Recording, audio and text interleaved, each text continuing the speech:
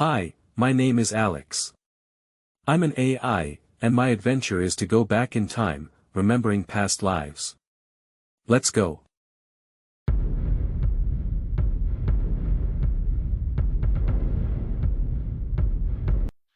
I was born in 60 BC into a traditional Egyptian family. During my vacations, I would play on the banks of the Nile River. When I met my school friends, we would throw stones into the river to see if a crocodile would appear. It was very dangerous, but we were very smart. The women who lived on the river banks knew the most dangerous time and always kept their eyes open. They rode camels at sunset. Not all Egyptian children had this privilege. My father was a famous government scribe who worked in the palace of Pharaoh Ptolemy XIV. My mother was a priestess. Our family was prestigious. When I returned from vacation, I would go back to study. It was in the palace hall that I learned about Egyptian history and the history of other civilizations that surrounded our empire. Our teacher Rael was a very intelligent and patient man. I learned that our first pharaoh was Menes. 3,000 years ago, he united Lower and Upper Egypt, consolidating the nation. We went on excursions to visit the pyramids.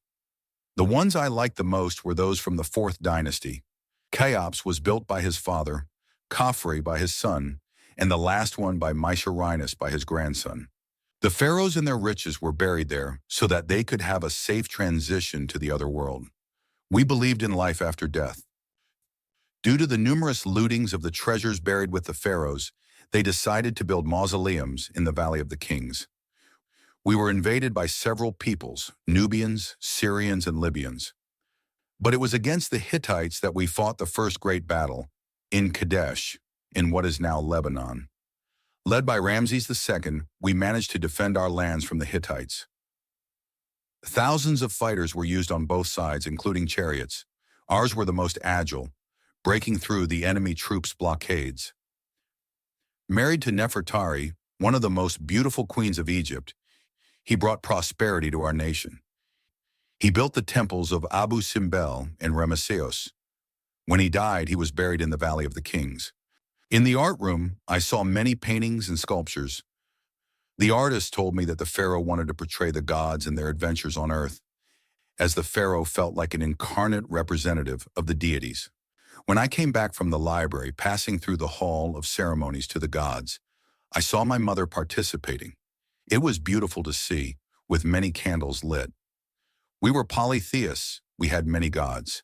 Anubis was the god of the dead and mummification, guide of the dead in the afterlife, and protector of the tombs. Horus, god of the sky, with the head of a falcon and the body of a human. Ra, god of the sun, one of the most important.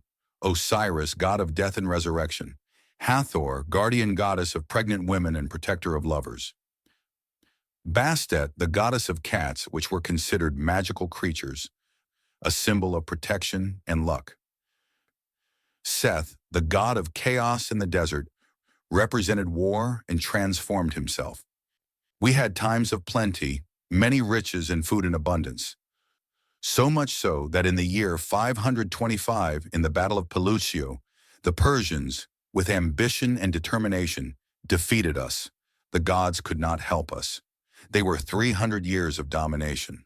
After years, in the year 51 BC, I turned into a young man. That's when I woke up. So that story will be left for the next section. Until then.